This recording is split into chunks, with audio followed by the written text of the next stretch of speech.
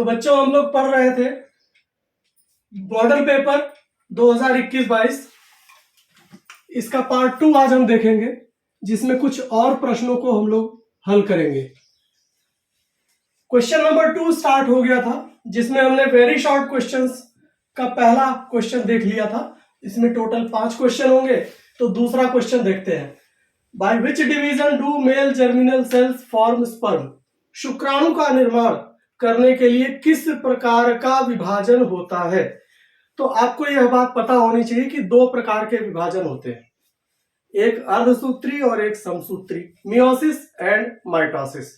जब भी बात आती है जर्म कोशिकाओं की, जर्म सेल्स की, तो उस कंडीशन में हमेशा मियोसिस का उपयोग होता है। तो जो विभाजन है वो है मियोसिस।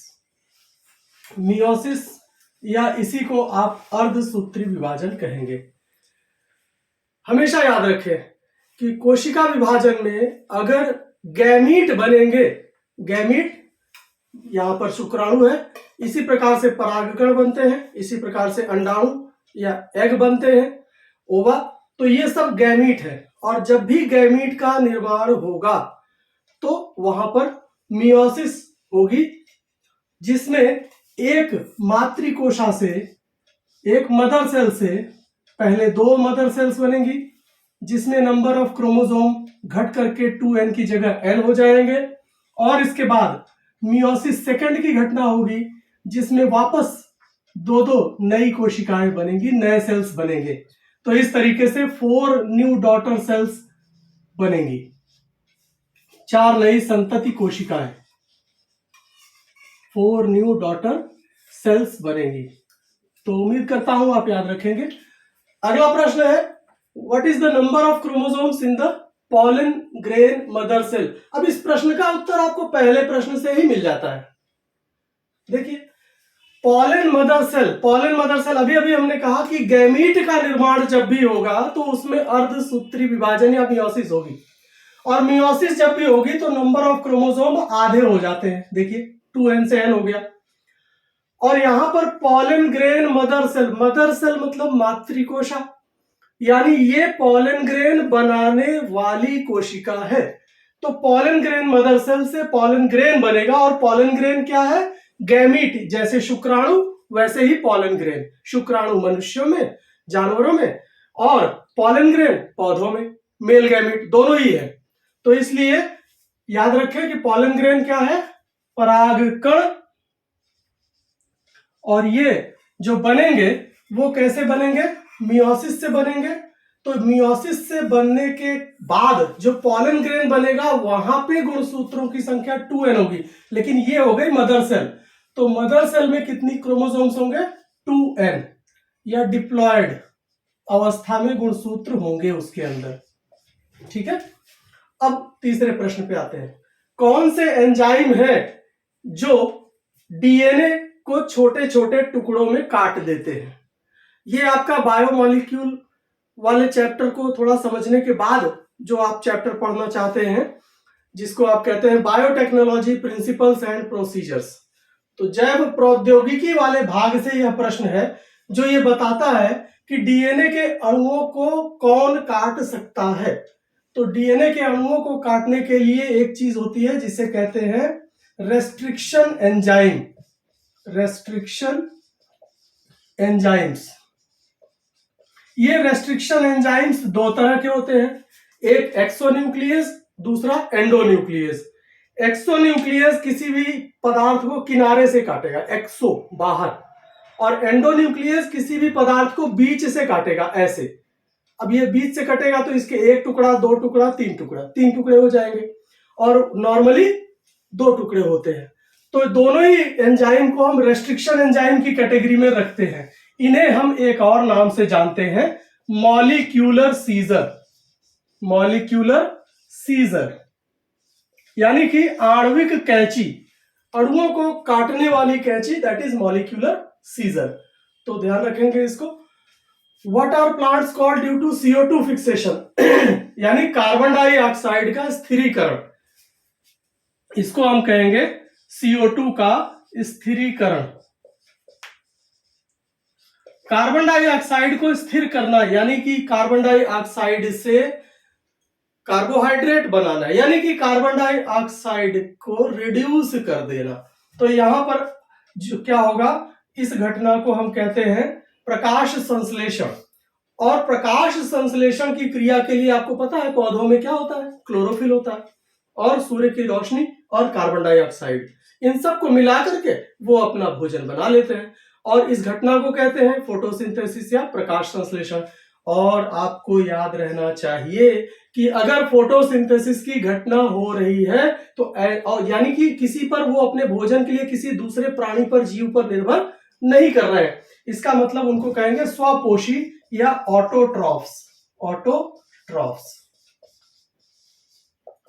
तो ये हो गए ऑटोट्रॉफ्स या स्वपोषी, अपना भोजन स्वयं बनाना, किसी भी दूसरे जीव पर भोजन के लिए निर्भर न करना, स्वपोषी। तो क्वेश्चन नंबर 3 में पहला क्वेश्चन है जो कि वेरी शॉर्ट टाइप के होंगे, और इसमें पहला क्वेश्चन होगा सेक्स डिटर्मिनेशन इन बर्ड्स, यानी पक्षियों में लिंग निर्धारण को बताना है यहां पर। तो जो पक्षियों में लिंग निर्धारण की प्रक्रिया है उसको अगर समझने का प्रयास करें तो थोड़ा सा देखिए, अगर पक्षियों में मेल पक्षी होगा तो उसमें जो जीनोटाइप होगा, बाकी के गुणसूत्र कितने हैं वो बाद की बात है, मगर लिंग गुणसूत्र यानी सेक्स क्रोमोसोम्स के नंबर यहाँ पे फिक्स होने चाहिए, पता होने चाहिए हमें पहले। बाकी ऑटोसोम्स तो सबके कॉमन ही रहेंगे मेल फीमेल के। तो मेल का जो सेक्स क्रोमोसोम यहाँ पर होगा वो जनरली ZZ होता है, यहां पर ZZ, यानी होमोगैमेटिक कंडीशन पाई जाती है। जबकि फीमेल के केस में यह ZW होता है, यानी हेटेरोगैमेटिक कंडीशन। यहीं पर एक और बात याद रख लीजिए कि ह्यूमन से ये उल्टा है। मैं लगे हाथ बता रहा हूं, या इस प्रश्न का उत्तर में नहीं रहेगा, ये अलग से समझना चाहिए आपको।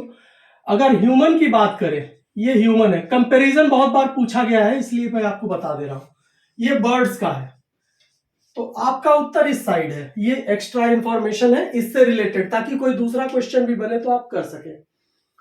ह्यूमन के केस में मेल XY होते हैं और फीमेल XX होती है। सेक्स क्रोमोसोम की बात कर रहा हूं, एक बार फिर से बता दे रहा हूं, ऑटोसोम्स का इसमें कोई रोल नहीं होता लिंग निर्धारण में। तो मेल में, पुरुषों में, ह्यूमन की बात अगर करें तो वहां पर XY क्रोमोसोम आप देख सकते हैं, ये XY है और ये XY मेल में यानी डिफरेंट है, इसमें दोनों सेम है XX।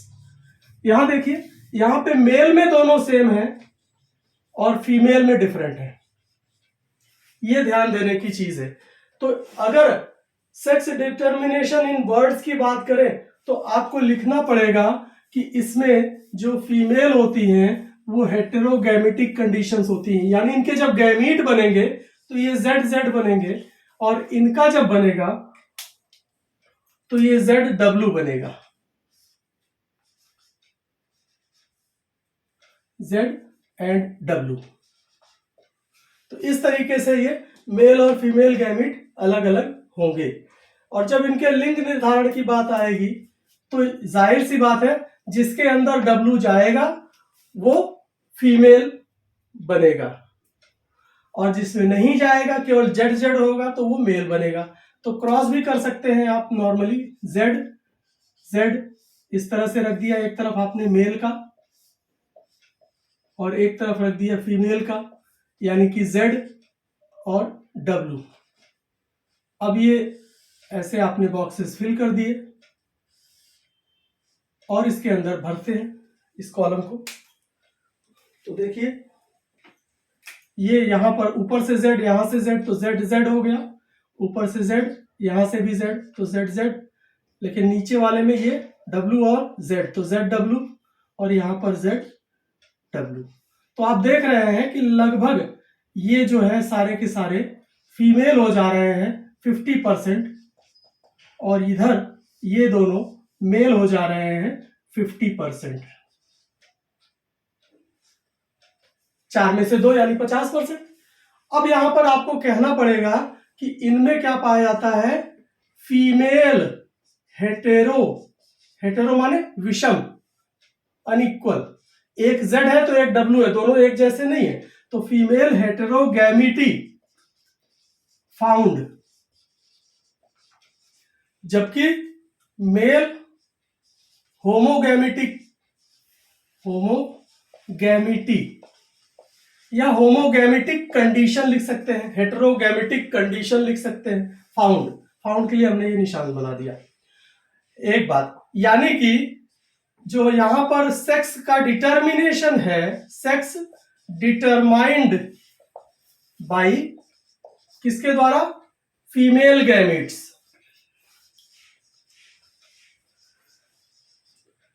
ठीक है, तो बस इतना पर्याप्त होगा।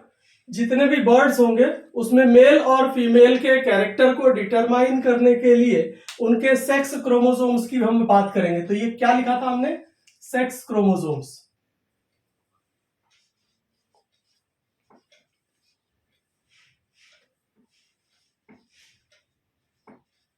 तो ये आपके सेक्स क्रोमोसोम्स हमने लिखे हैं, ZZ ZW। लेकिन ह्यूमन में ये सारी बातें उल्टी हो जाएंगी। इस प्रश्न का ये उत्तर नहीं है, इस प्रश्न के उत्तर का ये भाग नहीं है, इसका आंसर केवल यहीं पर है। लेकिन यहाँ पे अगर मेल का लिखना पड़ेगा, दोनों का तुलना करने के लिए प्रश्न अगर आ गया तो आप लिख सकते हैं फीमेल हेट्रोगैमिटी फाउंड की जगह मेल हेट्रोगैमिटी फाउंड। तो कौन सा शब्द बदलेगा वो मैं यहीं पे बता दे रहा हूं, ताकि कोई दूसरा प्रश्न भी बने तो आप कर सके। फीमेल की जगह यहां मेल कर देंगे, बाकी वाक्य सेम रहेगा। मेल की जगह पर यहां पर फीमेल कर देंगे, बाकी सब यहां सेम रहेगा। और sex determination by female gamete की जगह मेल गैमेट। मनुष्य में लड़का होगा या लड़की, यह निर्धारित होगा पुरुष का कौन सा क्रोमोसोम महिला के किस क्रोमोसोम के साथ फ्यूज हुआ। अगर पुरुष का Y क्रोमोसोम फ्यूज हुआ तो लड़का, और अगर X क्रोमोसोम हुआ तो लड़की। तो एक प्रश्न और याद रख सकते हैं आप यहां पर कि अगर कहा जाए कि कौन जिम्मेदार है मेल या फीमेल बेबी के बनने के लिए, तो यहां पर कौन होगा, मेल गैमीट, और यहां पर कौन था, फीमेल गैमीट। तो चलिए क्वेश्चन थर्ड का फिर अगला क्वेश्चन देखेंगे, मगर अगले भाग में। धन्यवाद।